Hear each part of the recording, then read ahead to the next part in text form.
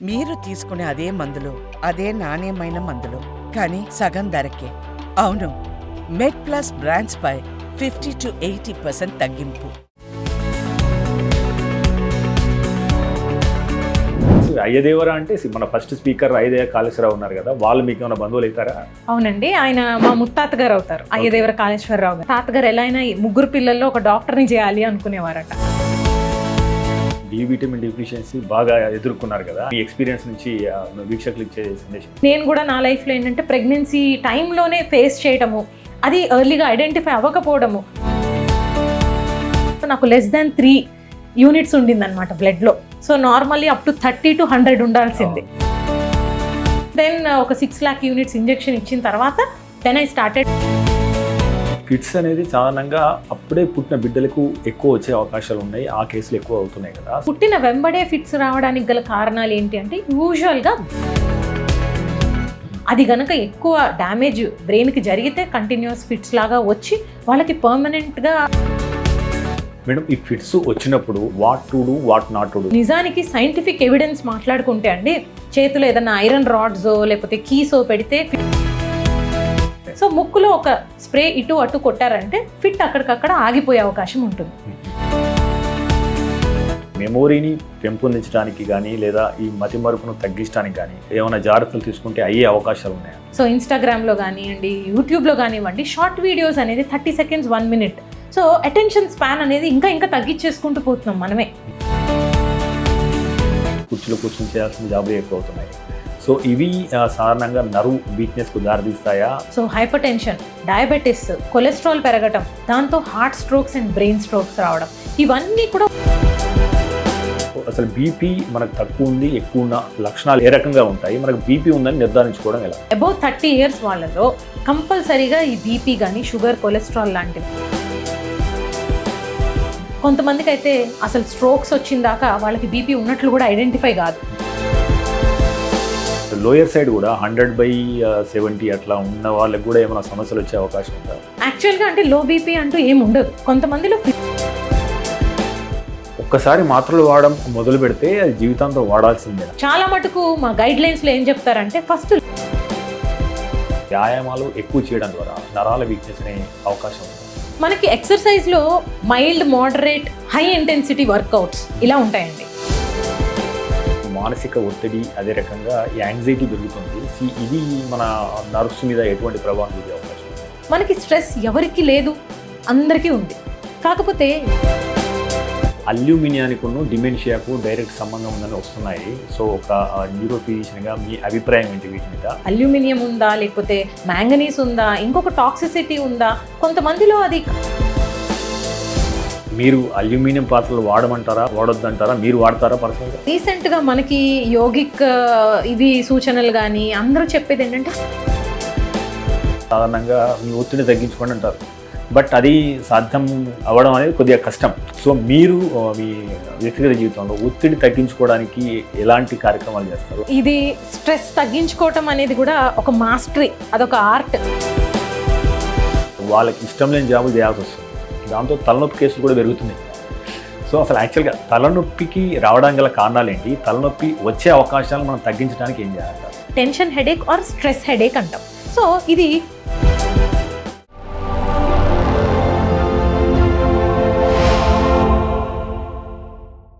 Hi viewers, welcome to doctor Stack. ఈ రోజు మనతో ఉన్నారు అయ్యదేవర నివేదిత సాయి చంద్ర గారు, ప్రముఖ న్యూరో ఫిజిషియన్. ఆమెను అడిగి మనకు నరాల బలహీనత, అదే రకంగా ఎపిలెప్సీ, మిగతా నరాలకు సంబంధించిన రుగ్మతల గురించి అవగాహన పెంచుకునే ప్రయత్నం చేద్దాం. మేడం నమస్తే అండి. నమస్తే అండి. మేడం, ముఖ్యంగా అంటే అవుట్ ఆఫ్ క్యూరియాసిటీ, మీరు అయ్యదేవర నివేదిత సాయి చంద్ర అని చెప్పేసి అన్నారు కదా. అసలు అయ్యదేవర అంటే మన ఫస్ట్ స్పీకర్ అయ్యదేవ కాళేశ్వరరావు ఉన్నారు కదా, వాళ్ళు మీకు ఏమైనా బంధువులు అవుతారా? అవునండి, ఆయన మా ముత్తాత గారు అవుతారు, అయ్యదేవర కాళేశ్వరరావు గారు. సో మా తాతగారు వచ్చి అయ్యదేవర లక్ష్మీ నరసింహారావు గారు అని, ఖమ్మము, మధిర ఏరియాల్లో he was an English lecturer and freedom fighter also. Me MBBS కానీ అదే రకంగా న్యూరో సైడ్ రావడం గల కారణం ఏంటి? ఎక్కడెక్కడ చదివారు చెప్తారు కొద్దిగా? సో నేను వచ్చి పుట్టి పెరిగిందంతా గుంటూరు, విజయవాడ వైపు అండి. So MBBS Pinnamaneni Siddhartha medical college గన్నవరంలో, ఎండి జనరల్ మెడిసిన్ వచ్చి ఏలూరు రాష్ట్ర మెడికల్ కాలేజ్ లో చదివాను. తర్వాత కేఎంసి మ్యాంగ్లూరులో వచ్చి న్యూరాలజీ చదివాను 3 Okay. years.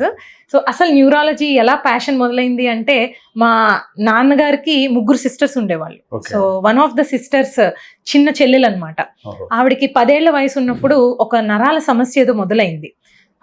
దాంట్లో నరాలు క్షీణించిపోతూ she became bedridden. Okay. And ఆ రోజుల్లో ట్రీట్మెంట్ కోసమని హైదరాబాద్ తీసుకొచ్చారు, గవర్నమెంట్ హాస్పిటల్స్ అన్ని చూపించారు, కానీ they said it is some kind of genetic disease ఏదో, and they could not identify అసలు ఏం డిసీజ్ అని. సో ఒక 2-3 years అలా బెడ్ రిడెన్ ఉంటూ షీ పాస్డ్ అవే. సో ఇంకా పెద్ద కంట్రీస్ కి బయట తీసుకెళ్లి ట్రీట్మెంట్ ఇప్పించే రోజులు కాదు, అంత ఫైనాన్షియల్ గా కూడా వెల్ సెటిల్డ్ కాదనమాట. సో ఈ బ్యాక్గ్రౌండ్ లో ఏంటంటే మా తాతగారు ఎలా అయినా 3 పిల్లల్లో ఒక డాక్టర్ని చేయాలి అనుకునేవారట. Okay. సో మా అత్తయ్య కూడా చాలా అటెంప్ట్ చేశారు 2-3 times, but she could not get the medicine seat. Okay. ఎట్లా అయినా ఒకళ్ళు డాక్టర్ ఉండాలి అని మా ఫ్యామిలీలో అప్పటి నుంచి పడిపోయింది. Okay. సో నేను ఐఐటికి వెళ్ళేదాన్ని, మా డాడీ రాత్రికి రాత్రి బ్రెయిన్ వాష్ చేసి మొత్తానికి బైపీసీకి షిఫ్ట్ చేసి అలా నేను డాక్టర్ అయ్యి వన్స్ ఎంబీబీఎస్ వచ్చాక I found real interest in neurology. Okay. దాంతో ఈ బ్యాక్గ్రౌండ్ అంతా కూడా తోడయ్యేసరికి I always dreamed I should become a neurologist. Okay. ఏదన్నా చిన్న డిఫరెన్స్ ఒకళ్ళ లైఫ్ లో మేక్ చేయగలిగితే that is my ambition. Great. మన వీక్షకుల కోసం న్యూరో ఫిజిషియన్ న్యూరో సర్జన్ కి మధ్య తేడాలు కొద్దిగా చెప్తారా? సో న్యూరో ఫిజిషియన్స్ అంటే బేసికల్లీ వి డయాగ్నోజ్ అండి. Okay. అసలు ఒక పేషెంట్ వచ్చినప్పుడు ఇది ఏ రకమైన న్యూరలాజికల్ సమస్య, నరాలు దెబ్బతిన్నాయా, కండరాలు పాడయ్యాయా, లేకపోతే బ్రెయిన్ కి సంబంధించి ఏదన్నా నెట్వర్క్ లో అబ్నార్మాలిటీస్ ఉన్నాయా, గ్రోత్ అండ్ డెవలప్మెంట్ బాగాలేదా. సో ఇలాగ రకరకాల కాజెస్ ఉంటాయి, కొన్ని వందల డిసీజెస్ ఉన్నాయి న్యూరాలజీలో. సో అసలు ఏంటిది డిసీజ్ అనేది ఐడెంటిఫై చేయడానికి physicians we put our brain. Okay. Okay, so once we diagnose something, మనకి మెడికల్ మేనేజ్మెంట్, సర్జికల్ మేనేజ్మెంట్ 2 ఉంటాయి ఏ డిసీజ్ కైనా. సో మెడికల్ మేనేజ్మెంట్ ఏది ఉన్నా కూడా we take up. Okay. In case they will require a surgery, ఏదన్నా ఒక గడ్డ లాంటిది ట్యూమర్ ఉంది, ఫ్రాక్చర్ అయ్యి ఏదైనా ఒత్తుకుంటోంది నర్వ్స్ ని, సో ఇలాంటివన్నీ సర్జరీ అవసరం ఉన్న సిచ్యువేషన్ లో we refer to the surgeons.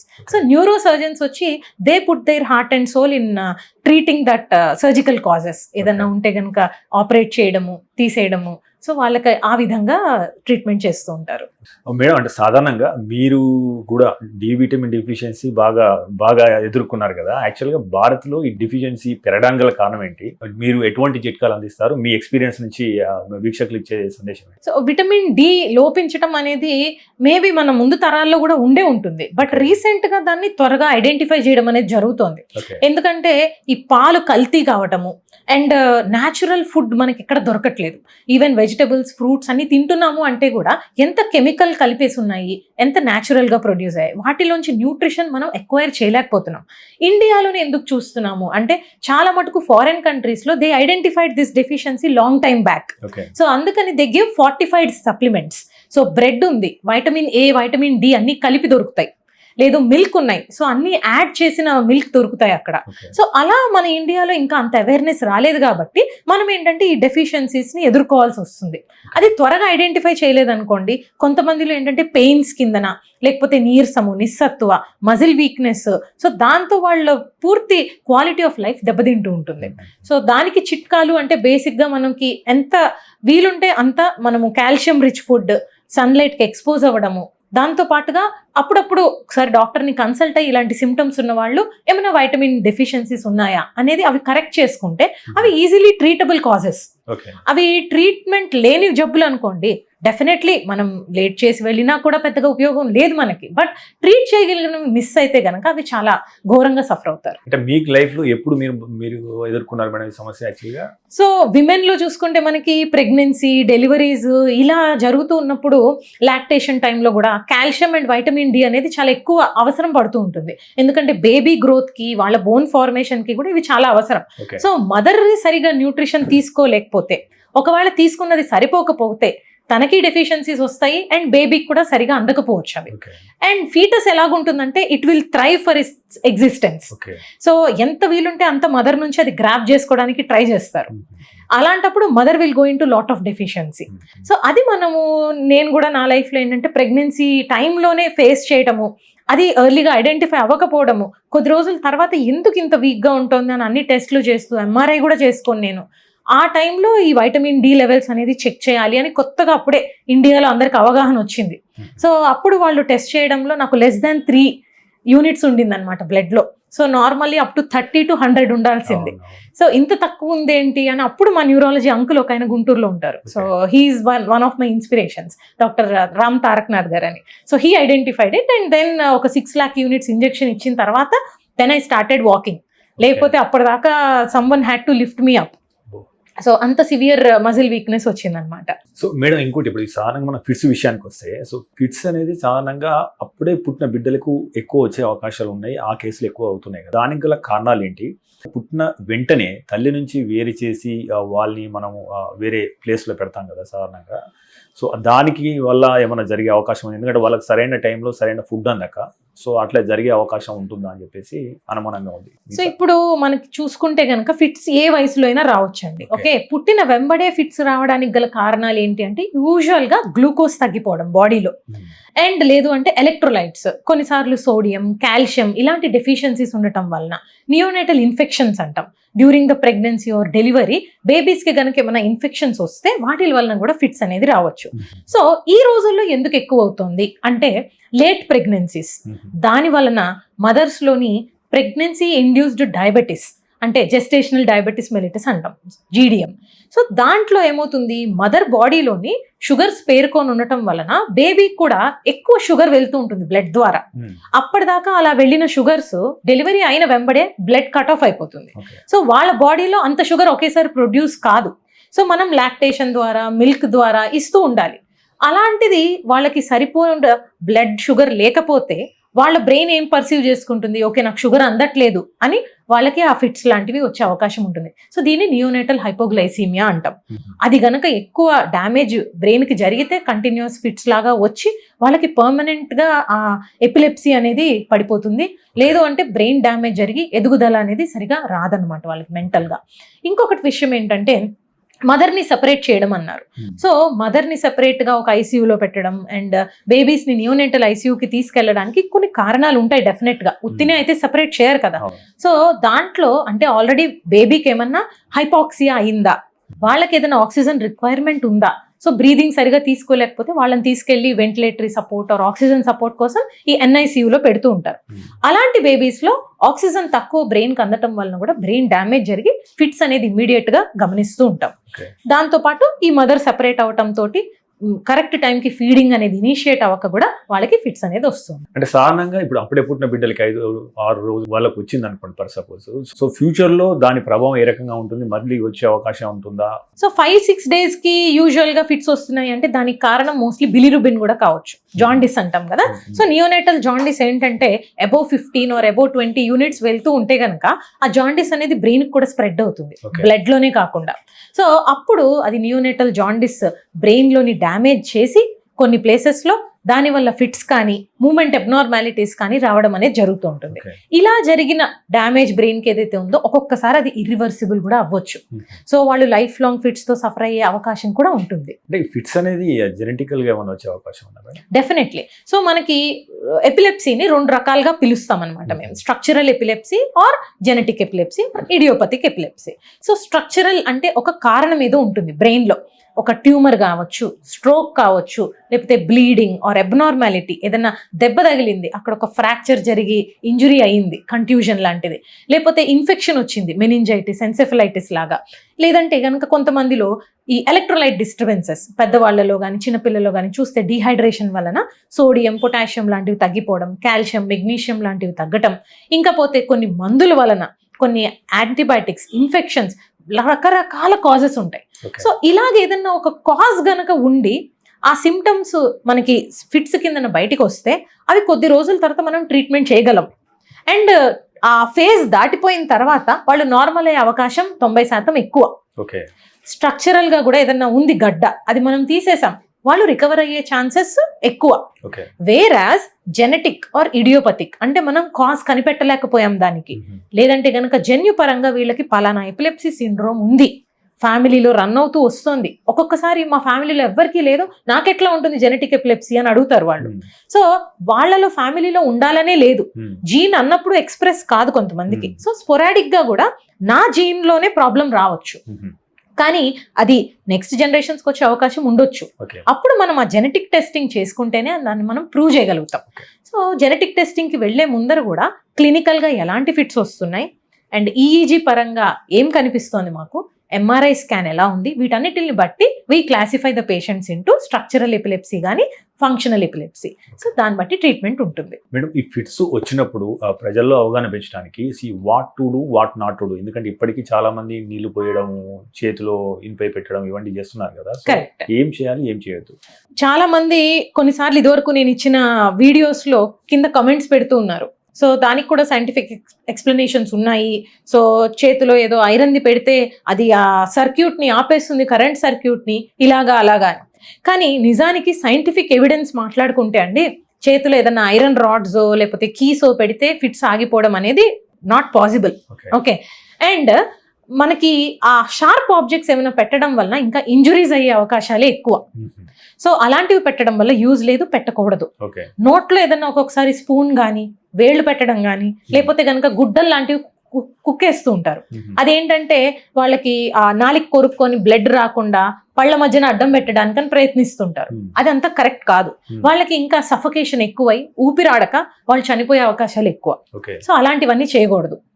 And ఎవరికన్నా ఫిట్స్ వస్తున్నప్పుడు గట్టిగా చేతులు కాళ్ళు పట్టేసుకోవడానికి ట్రై చేస్తారు, వీళ్ళు కొట్టుకుంటున్నారు సో మనం ఆపేయాలి వాళ్ళని అన్న టైప్లో. సో అప్పుడేమవుతుంది, ఈ ఫోర్స్ఫుల్ గా మూవ్ అవుతున్న షోల్డర్స్ కానీ హిప్స్ కానీ ఫ్రాక్చర్స్ అవుతాయి. సో డిస్లొకేట్ అయిపోయే అవకాశాలు ఎక్కువ. అండ్ వాళ్ళని మనము ఎక్కడైనా ఒక సేఫ్ ప్లేస్కి మూవ్ చేయాలి ఫస్ట్. ఓకే.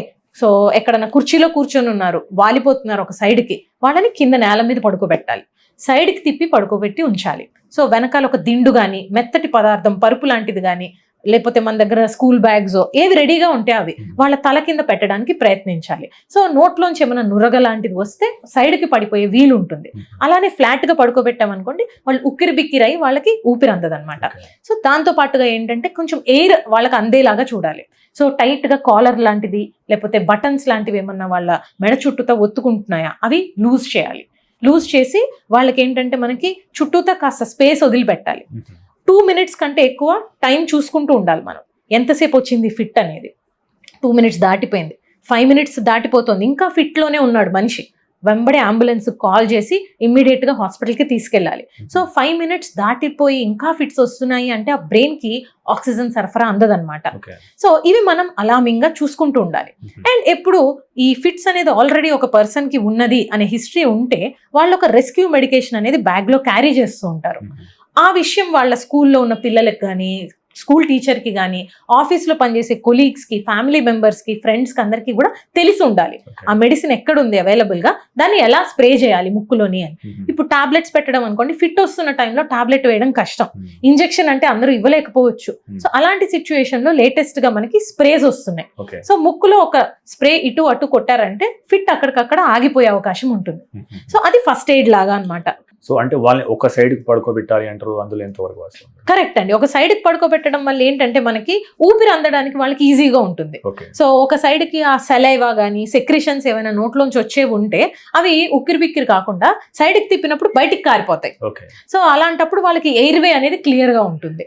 అందు గురించి ఇంకోటి మేడం, అంటే ఇప్పుడు చాలా మంది తల్లిదండ్రులకి మా పిల్లలు ఊరికే మర్చిపోతున్నారు అని చెప్పేసి అంటారు. సో మెమోరీని పెంపొందించడానికి కానీ లేదా ఈ మతి మరుపును తగ్గించడానికి కానీ ఈ ఆహారం విషయంలో ఏమైనా జాగ్రత్తలు తీసుకుంటే అయ్యే అవకాశాలు ఉన్నాయా? సో మెమరీ పవర్ అనేది మన చిన్నతనంలోనే చూసుకుంటే మనకి ఫ్రెండ్స్ అందరి ఫోన్ నెంబర్లు గుర్తుండేవి. అండ్ ప్రతి ఒక్కళ్ళ పేర్లు, వాళ్ళ ఇంట్లో వాళ్ళవి, వాళ్ళ అడ్రస్లు అన్నీ కూడా క్లియర్గా గుర్తుండేది. ఇప్పుడు మనం ఏది గుర్తు పెట్టుకోవట్లేదు, ఎందుకంటే ప్రతి దానికి డిపెండెన్సీ ఒక సెల్ ఫోన్ వచ్చేసింది. సో అందులో సేవ్ చేసుకుంటే చాలే, మనం ఇంకేం రిఫర్ చేసుకోకర్లా అని ఇక్కడ బ్యాంక్ ని యూజ్ చేయడం, మెమరీ బ్యాంక్ ని మానేసాం.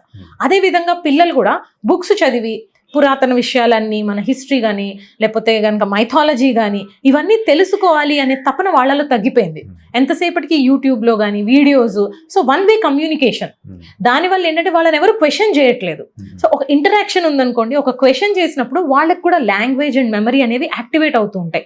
అందువల్లనే మనకి ఇప్పుడు చిన్న వయసులోనే ఆటిజం, వాళ్ళకి మాటలు రావట్ల పిల్లలకి, మెమరీ అనేది తగ్గిపోవడం, ఎవరు కాన్సన్ట్రేట్ చేయలేకపోతున్నారు 5 minutes కంటే ఎక్కువ. అందులోనూ మనం చూస్తే షార్ట్ వీడియోస్, సో ఇన్స్టాగ్రామ్లో కానివ్వండి యూట్యూబ్లో కానివ్వండి షార్ట్ వీడియోస్ అనేది 30 seconds 1 minute.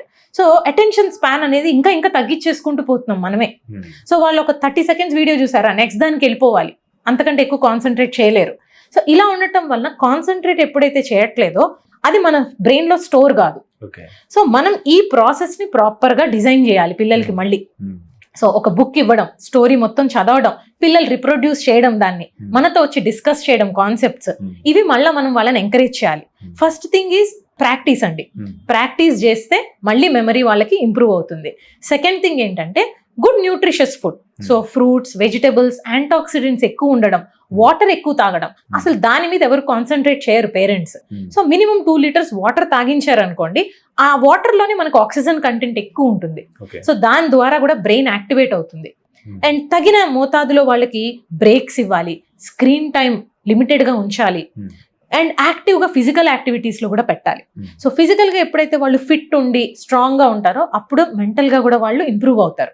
And few dry fruits కానీ, ఫ్రూట్స్ కానీ, ఏవైతే మనం ఆల్మండ్స్, ఇంకా కొన్ని వెజిటబుల్స్ ఇవన్నీ చెప్తుంటామో అవి పెడితే కూడా వాళ్ళల్లో చక్కటి మెమరీ పవర్ ఇంప్రూవ్ అయ్యే అవకాశం ఉంటుంది. సో మేడం, అంటే మనం గతంతో పోలిస్తే ఇప్పుడు సెడెంటరీ లైఫ్ అందరికీ పెరిగిపోయింది. సో మనం వద్దన్నా కానీ కుర్చీలో కూర్చొని చేయాల్సిన జాబులు ఎక్కువ అవుతున్నాయి.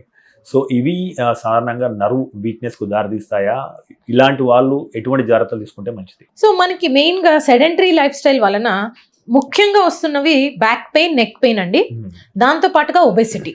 సో ఒబెసిటీ, ఊబకాయం ఒకసారి అంటూ మనకి వచ్చిందంటే దాంతో సైడ్ ఎఫెక్ట్స్ చాలా వస్తాయి, కాంప్లికేషన్స్. అవి ఒకదానికొకటి దారితీస్తూ ఉంటాయి. So hypertension, diabetes, cholesterol పెరగటం, దాంతో heart strokes and brain strokes రావడం, ఇవన్నీ కూడా ఒబెసిటీకి లింక్డ్ అప్. ఒబెసిటీ ఎందుకు వస్తుంది? ఒకే చోట కూర్చొని మనం ఫిజికల్ యాక్టివిటీ చేయకుండా అక్కడనే ఫుడ్ తింటుంటాం, అక్కడే అన్ని వర్క్ చేస్తూ ఉంటాం. ఈవెన్ షాపింగ్కి వెళ్ళడం కూడా మానేశారు, అంతా ఆన్లైన్లోనే షాపింగ్. సో దాని వలన ఏమైపోతుందంటే అసలు చాలా ఘోరమైన సైడ్ ఎఫెక్ట్స్ అనేది మనం ఈ జనరేషన్ ఫేస్ చేస్తున్నాం. అండ్ దాంతో పాటుగా నెక్ పెయిన్, బ్యాక్ పెయిన్ ఎందుకు వస్తున్నాయి? సో రైట్ పోస్చర్ మెయింటైన్ చేయట్లేదు. సో మనకి ఎట్లా ఉంటుంది, మార్నింగ్ నుంచి ఈవినింగ్ దాకా కూర్చుని ఉన్నప్పుడు ఎవ్రీ హాఫ్ అన్ అవర్ కనుక ఒక 5 minutes బ్రేక్ తీసుకొని స్ట్రెచ్చింగ్ చేసి ఒక చిన్న వాక్ చేసుకొని వస్తే అంత స్ట్రెయిన్ ఈ మజిల్స్ మీద పడదు. అండ్ హెడ్, బ్యాక్ కి ప్రాపర్ రెస్ట్ ఉండే చైర్ చూస్ చేసుకోవాలి. ఐ లెవెల్ కి మెయింటైన్ అయ్యేలాగా కంప్యూటర్ స్క్రీన్ ని పెట్టుకోవాలి. హ్యాండ్స్ కూడా always it should be supported. అలా కాకుండా ఇలా గాల్లోకి పెట్టి చేస్తూ ఉంటారు వర్క్ చాలా మంది. సో ఇక్కడ హ్యాండ్ కి ప్రాపర్ సపోర్ట్ లేకపోవడం వలన నెక్ దగ్గర నుంచి ఉన్న నర్వ్స్ అన్ని కూడా పుల్కి లోన్ అవుతాయి. సో దాంతో ఈ మజిల్స్ అన్ని టైట్ గా పట్టేసి ఒక స్ట్రెయిన్ లాంటి దాని వలన స్లీప్ కూడా డిస్టర్బ్ అవుతుంది. అండ్ ఈ back pain and neck pain disc problems కి లీడ్ చేసి ఫ్యూచర్ లో ఇంకవి ఇర్రివర్సిబుల్ కూడా అయిపోతూ ఉంటాయి. సో అంత దాకా వెళ్లకుండా ఉండాలంటే కూర్చునే పోస్చర్ చూసుకోవాలి. ఎవ్రీ 20-30 minutes ఒక బ్రేక్ తీసుకోవాలి. డైలీ కనుక ఫిజికల్ యాక్టివిటీలో మనం కొంచెం టైం స్పెండ్ చేసి 20 to 30 minutes మోడరేట్ ఎక్సర్సైజ్ అంటాం. So maybe walking, running, jogging, లేకపోతే లైట్ జూంబా లాంటి యాక్టివిటీస్, స్విమ్మింగ్ కానీ, సైక్లింగ్ కానీ, యోగాలో అయితే కనుక సూర్య నమస్కారాస్, ఇలాంటివి చేస్తే డెఫినెట్గా మనం neck pain and back pain avoid చేయొచ్చు. దాంతోపాటు డెఫినెట్లీ న్యూట్రిషియస్ ఫుడ్ తీసుకుంటే ఇట్ షుడ్ బి సఫిషియంట్. మీరు అన్నట్టు సో సాధారణంగా ఉబ్బకాయం పెరగడంతో సాధారణంగా బీపీ పెరగడం, బీపీ మాత్రలు వాడడం, బీపీ మాత్రలు సరిగా వాడకపోతే బ్రెయిన్ స్ట్రోక్ దాకా వెళ్ళడం జరుగుతుంది కదా. ముఖ్యంగా మనం బీపీ కడదాము. సో బీపీ ఉందని వాళ్ళకి ఎట్లా తెలుస్తుంది? సో అంటే మనం అనేది అంటే యావరేజ్ తీసుకోమని కొంతమంది చెప్తున్నారు. సో అసలు బీపీ మనకు తక్కువ ఉంది, ఎక్కువ ఉన్న లక్షణాలు ఏ రకంగా ఉంటాయి? మనకు బీపీ ఉందని నిర్ధారించుకోవడం ఎలా? Regular health checkups more important అండి. ఈ రోజుల్లో అబౌవ్ 30 years వాళ్ళలో కంపల్సరీగా ఈ బీపీ కానీ, షుగర్, కొలెస్ట్రాల్ లాంటివి చెక్ చేసుకోవడం ఎవ్రీ 6 months కి 1 year కి జరుగుతూ ఉండాలి. సో బీపీ ఎక్కువ అవుతోంది అనేది కొంతమంది ఎట్లా చెప్తారంటే కళ్ళు తిరిగినట్లుంది, లేకపోతే హెడేక్ గా ఉంది, లేకపోతే కనుక అదొక రకమైన ఆందోళన, యాంగ్జైటీగా అనిపిస్తోంది, ఏంటి అని వెళ్ళినప్పుడు చెక్ చేసుకుంటే వాళ్ళు బీపీ ఉందని ఐడెంటిఫై చేస్తూ ఉంటారు. అలాగే కొంతమందిలో ఏంటంటే ఒళ్ళంతా వాపురు రావడము అండ్ నిస్సత్తువుగా అనిపించడము, రకరకాల ప్రెజెంటేషన్స్తో వస్తూ ఉంటారు. కొంతమందికి అయితే అసలు స్ట్రోక్స్ వచ్చిందాకా వాళ్ళకి బీపీ ఉన్నట్లు కూడా ఐడెంటిఫై కాదు. సో ఈ బీపీ అనేది ఏదన్నా అండర్లయింగ్ ఒక కారణం వల్ల వస్తుందా అంటే వాళ్ళలో అబ్స్ట్రక్టివ్ స్లీప్ యాప్నియా అంటాం. ఈ ఊబకాయం ఉన్న వాళ్ళల్లో రాత్రిపూట పడుకున్నప్పుడు ఈ ఎయిర్ వే అనేది ఒత్తుకుపోతుంది. సో కంప్లీట్ ఆక్సిజన్ బ్రెయిన్ కి సప్లై అవ్వక వాళ్ళకి మార్నింగ్ అంతా డల్ గా ఉండడం, హెడేక్ రావడము, ఈ బీపీ అనేది షూటప్ అవడము చూస్తూ ఉంటాం. దీన్ని అబ్స్ట్రక్టివ్ స్లీప్ యాప్నియా అంటాం. So one of the reasons for uncontrolled BP ఈ ఓఎస్ఏ అనమాట. దానివల్లనే హార్ట్ స్ట్రోక్, బ్రెయిన్ స్ట్రోక్ కూడా త్వరగా వస్తుంది. సో ఒబీస్ ఉన్న వాళ్ళు అండ్ ఇలాంటి సిమ్టమ్స్ ఏమన్నా ఉన్న వాళ్ళు ఒకసారి రెగ్యులర్గా బీపీ చెకప్ చేసుకుంటూ ఉండాలి. గైడ్ లైన్స్ బట్టి ఏంటంటే ఆ బీపీ లెవెల్స్ అనేది ఒక్కొక్క కంట్రీ ఒక్కొక్కటి తీసుకుంటూ ఉంటాయి. మన ఇండియాలో అయితే అబౌవ్ 140/90 ఒక 3 times కంటిన్యూస్ గా మనం డిఫరెంట్ డేస్ లో మెజర్ చేసినప్పుడు కనుక నోట్ అయితే కంపల్సరీగా వాళ్ళని బీపీ టాబ్లెట్ స్టార్ట్ చేయాలి అని చెప్తాం. అలాగే ఏజ్ పరంగా ఇంకా ఇతరత్ర రిస్క్ ఫ్యాక్టర్స్, డయాబెటీస్ కావచ్చు, కొలెస్ట్రాల్ కావచ్చు, కిడ్నీ ప్రాబ్లమ్స్ కావచ్చు, ఇవన్నీ ఎలా ఉన్నాయి పారామీటర్స్ అనేది చూసుకొని ఒక పర్టికులర్ పర్సన్ కి ఏ డ్రగ్ సూట్ అవుతుంది అనేది ఇవ్వాలన్నమాట.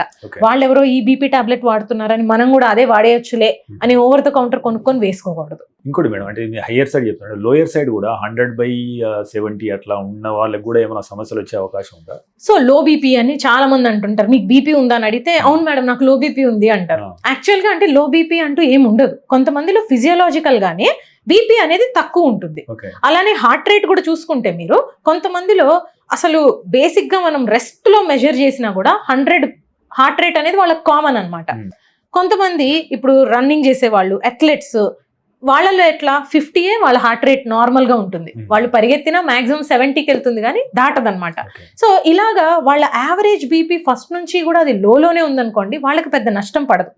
కానీ కొంతమందికి బీపీ ఫాల్ అవుతూ ఉంటుంది. డీహైడ్రేషన్ వల్ల కావచ్చు, మెడికేషన్స్ వల్ల కావచ్చు, కొన్ని హార్ట్ డిసీజెస్ ఉంటాయి, లేకపోతే ఎనీమియా ఉంటుంది, లేకపోతే కనుక పార్కిన్సన్స్, న్యూరలాజికల్ ప్రాబ్లమ్స్ కొన్ని ఉంటాయి. వాటిల్లో కూడా బీపీ డౌన్ అయిపోతూ ఉంటుంది. ఆటోనామిక్ డిస్ఫంక్షన్ అంటాం. డయాబెటిక్ పేషెంట్స్ లో ఈ ఆటోనామిక్ నర్వస్ సిస్టమ్ అనేది కూడా వీక్ అయిపోతుంది. సో వాళ్ళకు కూడా ఈ బీపీ ఫాల్ అవడం అనేది గమనిస్తూ ఉంటాం. వాళ్ళకి ఏమవుతుంది, బీపీ ఫాల్ అయిపోయినప్పుడు నుంచుని ఉంటారు అనుకోండి, ప్రెషర్ తోటి హార్ట్ బ్లడ్ ని పంప్ చేయాలి. పంప్ చేసినప్పుడు అది బ్రెయిన్ కి రీచ్ అవుతుంది. 80% of the circulation goes to brain అనమాట ఎవ్రీ మినిట్. అలాంటిది ఆ బ్లడ్ నుంచొని ఉన్న టైంలో అగెయిన్స్ట్ గ్రావిటీ పంప్ చేయలేక బీపీ తక్కువ అయ్యేసరికి బ్రెయిన్ కి బ్లడ్ సప్లై సరిగా అందదు. సో వాళ్ళు ఒక్క నిమిషం పాటు కళ్ళు తిరిగినట్లయి కింద పడిపోతూ ఉంటారు. దాన్నే సింకోపి అని పిలుస్తాం. అంటే కళ్ళు తిరిగి ఎందుకు కింద పడిపోతూ ఉంటారంటే మోస్ట్లీ కారణం ఇదే అయి ఉండొచ్చు. సో అలాంటప్పుడు ఏమవుతుంది, వాళ్ళకి బీపీ తగ్గకుండా ఉండే కొన్ని ఎక్సర్సైజెస్, వాటర్ ఎక్కువగా తీసుకోవడం అండ్ బీపీని పెంచే మెడికేషన్స్ కూడా ఉంటాయి.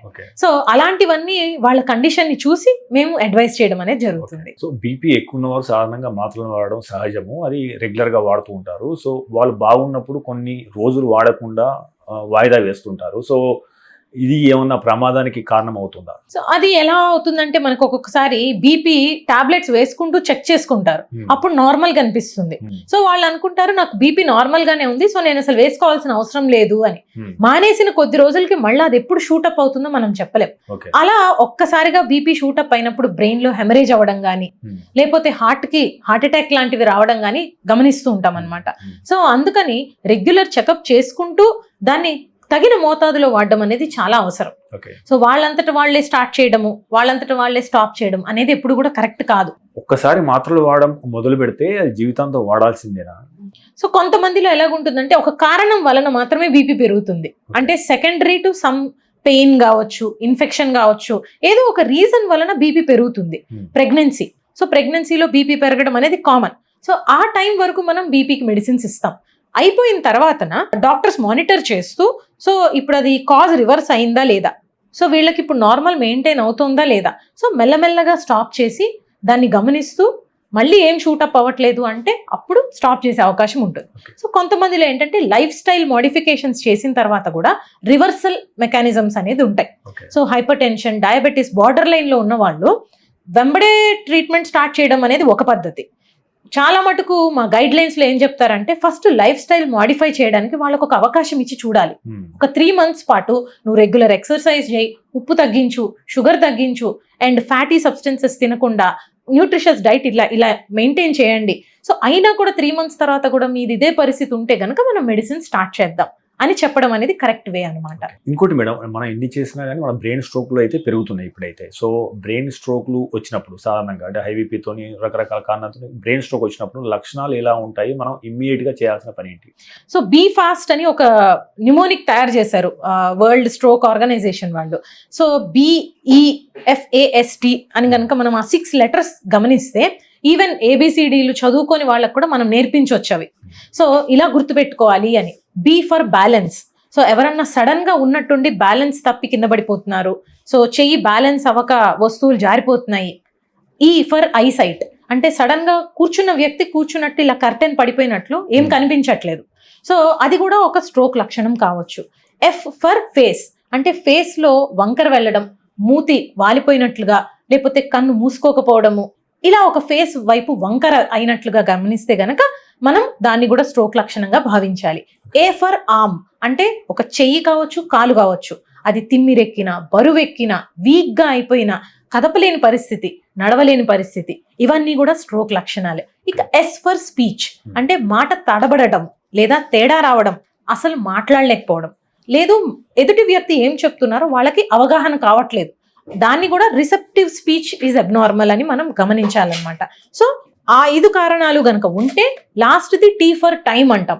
సో టైం అనేది చాలా ఇంపార్టెంట్. ఒక్క సెకండ్ ఆలస్యం చేసినా కూడా బ్రెయిన్ లోని కొన్ని వందల నరాలు అనేది చచ్చుబడిపోతూ ఉంటాయి. అలా ఒక గంట లేట్ చేశారనుకోండి, కొన్ని లక్షల నరాలు అనేది డ్యామేజ్ జరుగుతూ ఉంటాయి. సో ఆ ఆన్ గోయింగ్ స్ట్రోక్ లో first 1 hour is golden period. ఆ గోల్డెన్ పీరియడ్ లో, ఆ గోల్డెన్ అవర్ లో మనం గనక పేషెంట్ ని స్ట్రోక్ కింద ఐడెంటిఫై చేసి హాస్పిటల్ కి తీసుకురాగలిగితే ఆ క్లాట్స్ ని కరిగించే మందులు మనం ఇవ్వగలుగుతాం. సో ఇది మన ఇష్కిమిక్ స్ట్రోక్ అంటే క్లాట్స్ ఉండే స్ట్రోక్ కి వర్తిస్తుంది. అలానే బ్లీడింగ్ ఉందనుకోండి, సో ఆ బ్రెయిన్ లో బ్లీడింగ్ ఏదైతే జరుగుతుందో అధిక రక్తపోటు వలన, బీపీ పెరగటం వలన వస్తూ ఉంటుంది. అది వెంబడే హాస్పిటల్కి తీసుకొచ్చి ఆ బ్లడ్ ప్రెషర్ని తగ్గించే విధానాలు అండ్ ఆ బ్రెయిన్లో వచ్చిన బ్లడ్ ప్రెషర్ని తగ్గించే మందులు పెట్టుకోకపోతే వాళ్ళకి ప్రాణాపాయ పరిస్థితి వస్తూ ఉంటుంది. మేడం ఇంకోటి, ఇప్పుడు సాధారణంగా వ్యాయామాలు చేసేటప్పుడు అధికంగా చేసినప్పుడు మన కాళ్ళు చేతులు వణుకుతాయి చేసిన తర్వాత, వర్కౌట్ చేసిన తర్వాత. దీనికి గల కారణాలు ఏంటి? అసలు వ్యాయామాలు ఎక్కువ చేయడం ద్వారా నరాల వీక్నెస్ అనే అవకాశం ఉందా? మనకి ఎక్సర్సైజ్ లో mild, moderate, high intensity workouts ఇలా ఉంటాయండి. ఓకే, సో ఏదన్నా స్ట్రెచ్చింగ్ ఎక్సర్సైజెస్ లాంటివో సింపుల్ ఎక్సర్సైజెస్ చేసుకున్నప్పుడు ఏమవుతుందంటే ఫస్ట్ కోర్ మజిల్స్ అనేవి స్ట్రాంగ్గా అవుతాయి. వన్స్ ఆ కోర్ మజిల్స్ స్ట్రెంగ్థనింగ్ అయిన తర్వాత మాత్రమే మనం ఇంటెన్స్ వర్కౌట్స్కి వెళ్ళాలి. అలా కాకుండా మొదలెట్టడమే వాళ్ళు జిమ్ లాంటివి హెవీ వెయిట్స్ అనేది ఎత్తడం మొదలు పెట్టారనుకోండి, వాళ్ళకప్పుడు ఈ డిస్క్ ప్రాబ్లమ్స్, మజిల్ టేర్ అవ్వడము, లిగమెంట్ టేర్స్ ఇవన్నీ చాలా కామన్గా చూస్తూ ఉంటాం.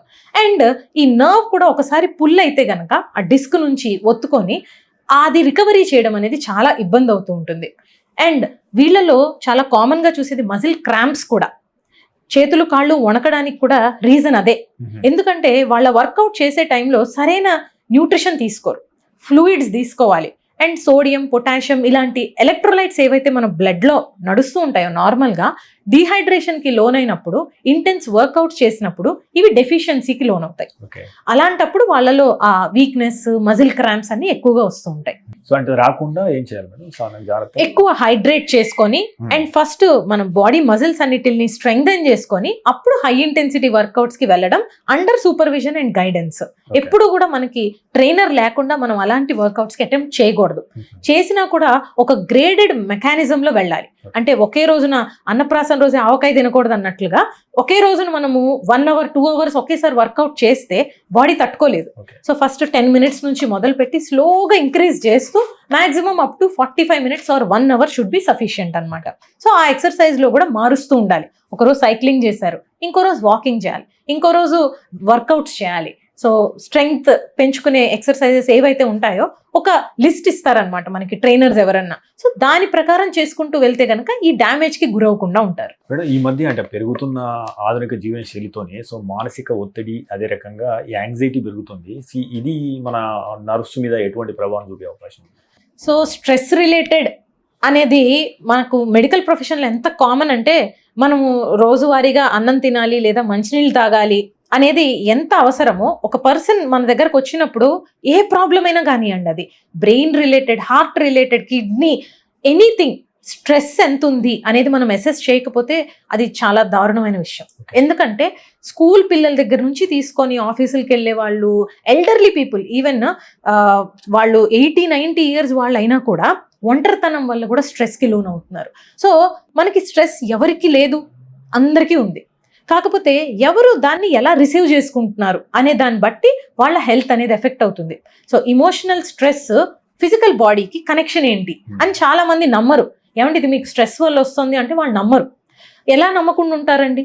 మనం ఇప్పుడు ఎవరన్నా ఒక టైగర్నో లేకపోతే ఒక స్నేక్నో చూసామనుకోండి, మనకి హార్ట్ రేట్ పెరిగి దడదడలాడడం అనేది మనం ఫిజికల్గా ఎక్స్పీరియన్స్ చేస్తాం. చెమటలు కారిపోతాయి, ఎగ్జామ్ ముందర అందరికీ చేతులు తడిసిపోతూ ఉంటాయి. అవన్నీ ఫిజికల్ సిమ్టమ్స్ కావా? సో అదంతా ఎందుకు వస్తున్నాయి? ఒక యాంగ్జైటీ, ఒక భయము, స్ట్రెస్ వల్లనే కదా.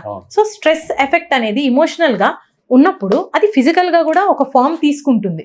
సో కొన్ని రోజుల తర్వాత అది కొంతమందిలో పెయిన్ కిందన, కొంతమందిలో ఏంటంటే పానిక్ అటాక్స్ లాగా, ఊపిరి అందకపోవడము, లేకపోతే తలనొప్పి, తల తిరగడం, ఇట్లా రకరకాల ప్రాబ్లమ్స్తో మా దగ్గరికి వస్తూ ఉంటారు. ఒక్కొక్కసారి ఏంటంటే చాలా అక్యూట్ స్ట్రెస్కి లోనైనప్పుడు వాళ్ళలో ఈ బ్రెయిన్ స్ట్రోక్, హార్ట్ స్ట్రోక్ కూడా కామన్గా వింటూ ఉంటాం. సో మేడం, అంటే ఈ మధ్య మనం చదువుతున్న ఆర్టికల్స్లో అల్యూమినియానికి డిమెన్షియాకు డైరెక్ట్ సంబంధం ఉందని వస్తున్నాయి. సో ఒక న్యూరో ఫిజిషియన్గా మీ అభిప్రాయం ఏంటి వీటి మీద? సో ఈ మధ్య డిమెన్షియా కేసులు పెరగడం గల కారణాలు ఏంటి? బేసిక్గా మనకి ఏమైందంటే సైంటిఫిక్ రీసెర్చ్ పెరిగింది అండ్ మనుషుల యొక్క లాంగ్విటీ కూడా పెరిగింది. అంటే మనకి ఇదివరకు ముసలి వాళ్ళు ఎంతమంది ఉండేవాళ్ళు ఈ ప్రపంచంలో పోలిస్తే ఇప్పుడు సంఖ్య పెరిగింది వాళ్ళది. సో ఆబ్వియస్లీ 60-65 ఇయర్స్ తర్వాత ఏంటంటే బ్రెయిన్ ఎట్రోఫీ అయిపోతుంది. దాని ద్వారా డిమెన్షియా, మెమరీ లాస్ అనేది గమనిస్తూ ఉంటాం. సో ఆ నెంబర్ ఎప్పుడైతే జెరియాట్రిక్ పాపులేషన్ పెరుగుతున్నారో డిమెన్షియా కేసెస్ కూడా ఆబ్వియస్లీ పెరుగుతాయి. అయితే మనకి ఇదివరకు దాని అవగాహన లేదు. ఇప్పుడు సోషల్ మీడియా వలన, చదువుకున్న వాళ్ళు ఎక్కువగా ఉండటం వలన మనం ఓకే ఇది డిమెన్షియా అయి ఉండొచ్చు అని త్వరగా ఐడెంటిఫై చేస్తున్నాం. అయితే ఏంటంటే రకరకాల మెటల్స్, టాక్సిక్ సబ్స్టెన్సెస్ డిమెన్షియాకి రిలేటెడ్ ఉంటాయి. యాంటాక్సిడెంట్స్ తీసుకోవడము, ఎక్కువ వైటమిన్స్ తీసుకోవడం, బ్రెయిన్ని యాక్టివ్గా ఉంచడం, అంటే పజిల్స్ కానీ, మెమరీ గేమ్స్ కానీ, లేదు ఒక రకమైన హాబీస్ ఉంటాయి, సింగింగ్, డాన్సింగ్, రోజుకు ఒక కొత్త యాక్టివిటీ కనుక మనం బ్రెయిన్ కి అందిస్తే ఆ బ్రెయిన్ లోని సెల్స్ నెట్వర్క్స్ డ్యామేజ్ కి గురవ్వకుండా కొత్త సెల్స్ కూడా యాక్టివేట్ అవుతూ ఉంటాయి. దాని ద్వారా మనం డిమెన్షియాని ప్రివెంట్ చేయొచ్చు. సో ఇలాంటివన్నీ మనం ఎక్కువగా గమనించాలి. ఓకే, అల్యూమినియం ఉందా, లేకపోతే మ్యాంగనీస్ ఉందా, ఇంకొక టాక్సిసిటీ ఉందా, కొంతమందిలో అది కారణం అవ్వచ్చు, కారణం కాకపోవచ్చు. ప్రతి ఒక్కరిలోనూ ఇదే దాని కారణం అని మనం ప్రూవ్ చేయలేకపోవచ్చు. సో కొన్ని రీసెర్చ్ స్పెసిఫిక్ గా దానికోసం జరుగుతూ ఉంటాయి. బట్ మన చేతిలో ఉన్నది మనం ఎంత దాన్ని డిలే చేయగలుగుతాం. సో ఒక 4 లాంగ్వేజెస్ నేర్చుకున్న వాళ్ళలో డిమెన్షియా చాలా రేర్ గా వస్తుంది అని చెప్తారు. అది ఎందుకు? We have utilised our brain cells, చాలా ఎక్కువగా మనం వాడామన్నమాట బ్రెయిన్ సెల్స్ ని. సో అవి డ్యామేజ్ అవ్వడం అనేది చాలా తక్కువ. అంటే మీరు అల్యూమినియం పాత్రలు వాడమంటారా, వాడొద్దంటారా? మీరు వాడతారా పర్సనల్గా? నేను పర్సనల్ గా అయితే అల్యూమినియం పాత్రలు ఎప్పుడు వాడలేదండి. సో రీసెంట్ గా మనకి యోగిక్ ఇవి సూచనలు కానీ అందరూ చెప్పేది ఏంటంటే కాపర్ ఎక్కువ యూజ్ చేయమంటారు. సో ఏదైనా కూడా బ్యాలెన్స్డ్ గా రాగి పాత్రలు వాడండి, లేకపోతే కనుక ఐరన్ వెజల్స్ వాడండి, ఇలా రకరకాలు వింటూ ఉంటాము. సో ఎవరి ప్రిఫరెన్స్ ఏంటి అండ్ ఎవరి థియరీస్ ఏంటి అనేది మనం ఒక కంక్లూజన్ ఇవ్వడం కష్టం. బట్ ప్రాబబ్లీ మనం రీసెర్చ్ చేస్తూ పోతూ ఉంటే ఇవాళ కరెక్ట్ అనిపించింది, రేపు తప్పు అనిపించవచ్చు. ఒక దానికి స్టిక్ అవ్వడం అనే దానికంటే మనం అన్నిటిని మిక్స్ చేసి యూజ్ చేయడం బెటర్ ఏమో అని నా ఒపీనియన్. మేడం, అంటే పెరిగిన జీవన శైలితో పాటు సో మానసిక ఒత్తిడి పెరుగుతుంది. అందరూ సాధారణంగా మీ ఒత్తిడిని తగ్గించుకోండి అంటారు, బట్ అది సాధ్యం అవ్వడం అనేది కొద్దిగా కష్టం యాక్చువల్గా. సో మీరు మీ వ్యక్తిగత జీవితంలో ఒత్తిడి తగ్గించుకోవడానికి ఎలాంటి కార్యక్రమాలు చేస్తారు? అదే రకంగా మీరు వ్యూవర్స్కి ఇచ్చే సూచనలు ఏంటి? ఇది స్ట్రెస్ తగ్గించుకోవటం అనేది కూడా ఒక మాస్టరీ, అదొక ఆర్ట్. అందరికీ పాసిబుల్ కాదు అండ్ ఒకే వ్యక్తికి అన్నప్పుడు పాసిబుల్ కూడా కాదు. సో ఒక్కొక్క రోజు ఉంటుంది, అది బ్యాలెన్స్ చేయడం అనేది కష్టం అవుతుంది.